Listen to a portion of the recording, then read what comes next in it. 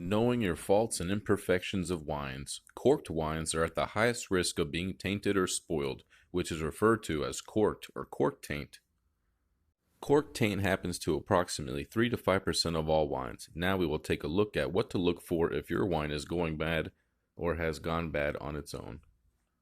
Cork taint is from chemicals. The chemical taint comes from the cork and can be a breeding ground for most bacteria because it is so porous and allows oxygen in.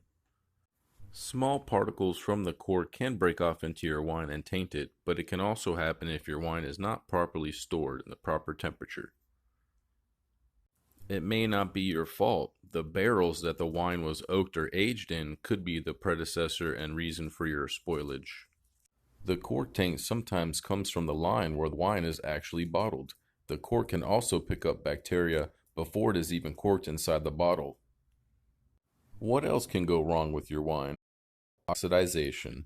The wine or grape juice has been exposed to way too much oxygen in the process.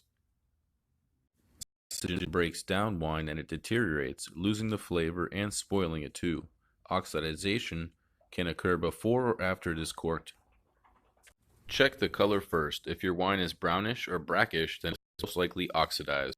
What else can go wrong? Well, reduction can. If your wine wasn't exposed to enough oxygen, then the wine smells like rotten eggs or has a sulfur smell. You also have to worry about volatile acidity. If high measures of volatile acidity are present, then it will have a vinegar or musty nail remover type smell or taste to it. Last thing you have to worry about is re-fermentation. If your wine is fizzy or looks like it's carbonated but it's not a sparkling wine, it's a leftover sugar that is turned into bubbles.